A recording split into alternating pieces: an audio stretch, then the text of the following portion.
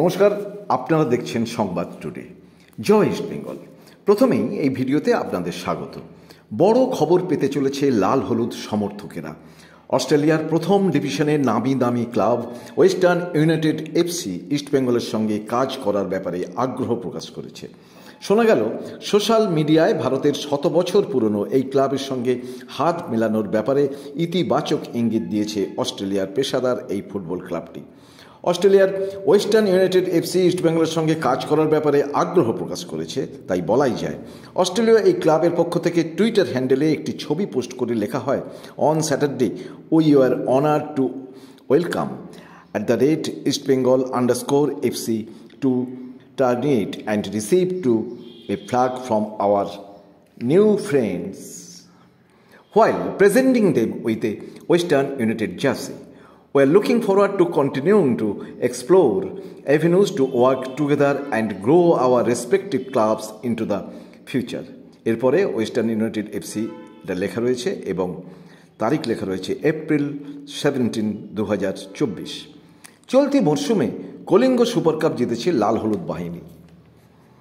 সেই সুবাদে আন্তর্জাতিক ফুটবলে আবার দেখা যাবে আসিয়ান জয়ী ইস্টবেঙ্গলকে। লাল হলুদের পক্ষ থেকে বলা হয়েছে, আসন্ন 24-25 মরশুমে অর্থ সমস্যা কোনো কারণ হয়ে দাঁড়াবে না। ক্লাব এবং বিনিয়োগকারী সংস্থা ইমামি উভয় পক্ষ ভালো সম্পর্ক বজায় রেখে কাজ করছে বলে জানিয়েছেন ইস্টবেঙ্গলের হেড স্যার কার্লোস কোয়াদ্রাত। ইতিমধ্যেই আগামী মরশুমের জন্য লাল হলুদের কর্মকর্তারা ও কোচ কোয়াদ্রাত দল গঠনের কাজ শুরু করে দিয়েছেন। আগেই জানিয়েছি ইস্টবেঙ্গল 5 বিদেশিকে একরকম কনফার্ম করেছে, বাকি থাকছেন একজন বিদেশি।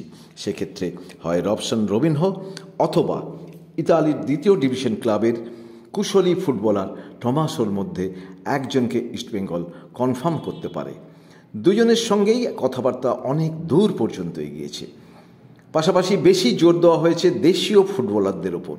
অনেকের সঙ্গেই কথাবার্তা এগিয়ে রাখছেন কর্মকর্তা ও কোচ। ইস্টবেঙ্গলের এখন একটাই সমস্যা, ভালো ডোমেস্টিক লেফট ব্যাক, ভালো ডোমেস্টিক রাইট ব্যাকের সঙ্গে ভালো মানের কম বয়সী সেন্টার ব্যাক, যাদের সঙ্গে 2-3 বছরের চুক্তি করে আগামীতে একটা সেট টিম তৈরি করে নেওয়াই লক্ষ্য।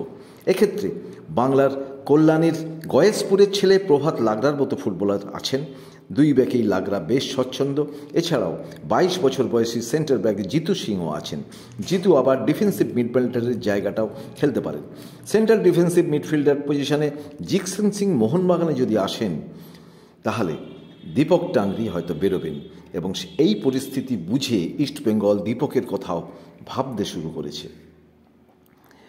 তবে কোয়াদ্রাতের প্রথম পছন্দ বেঙ্গালুরু এফসির সুরেশ সিং ওয়াংজাম। 23 বছর বয়সী সুরেশের সঙ্গে বেঙ্গালুরুর চুক্তি 2028 পর্যন্ত।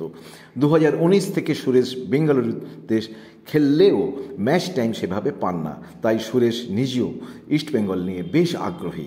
সেক্ষেত্রে সুরেশকে চুক্তি ভেঙে নিতে হবে এবং মোটা ট্রান্সফার ফিস দিতে হবে ইস্টবেঙ্গলকে। সেন্ট্রাল ব্যাক হিসাবে কোচ কোয়াদ্রাতের আরও পছন্দ কেরালা ব্লাস্টার্সের হর্মিপাম। 2027-এর 31শে মে পর্যন্ত চুক্তি তার। 2.2 কোটি বাজার দরের হর্মিপামকে নিতে হলেও সেই মোটা অঙ্কের ট্রান্সফার ফিজের গল্প। লালচন লুঙ্গাকে আর সেভাবে ভরসা করতে পারছেন না বলেই হর্মিপামের কথা কোয়াদ্রাত ভাবছেন। এছাড়াও আর যাদের সঙ্গে কথা চলছে তার মধ্যে আছেন হায়দ্রাবাদ এফসি সাইড কাম লেফট ব্যাক অ্যালেক্স সাজি ও মাখান ছোটে। লেফট ও রাইট 2 উইংয়েই মাখান বেশ স্বচ্ছন্দ। বল হোল্ড করে সাপের গতিতে এগিয়ে যাওয়ার সময় বিপক্ষ ডিফেন্ডারকে বিভ্রান্ত করে সতীর্থদের ভয়ঙ্কর সব বিষ মাখানো পাস বাড়ান তিনি। এবং মাখান ছোটের ক্ষেত্রে সমস্যা ওই একটাই, সেই সমস্যা হলো যেমন সাজির চুক্তি 2025 সাল পর্যন্ত, তেমনি মাখানের চুক্তি 2026 সাল পর্যন্ত। সভাপতি ট্রান্সফার ফিজের গল্প এবং তাই নিয়ে বেশ দরদস্তুর চলছে ইস্টবেঙ্গলের সঙ্গে। এই রকম অনেকের সঙ্গে ইস্টবেঙ্গল কর্মকর্তা ও কোচ কথাবার্তা এগিয়ে রাখছেন। যেমন এসে গেছেন গোয়ার ফাহিজ মোহাম্মদ, তিনি ইতিমধ্যেই প্র্যাকটিস শুরু করে দিয়েছেন ইস্টবেঙ্গলের সঙ্গে।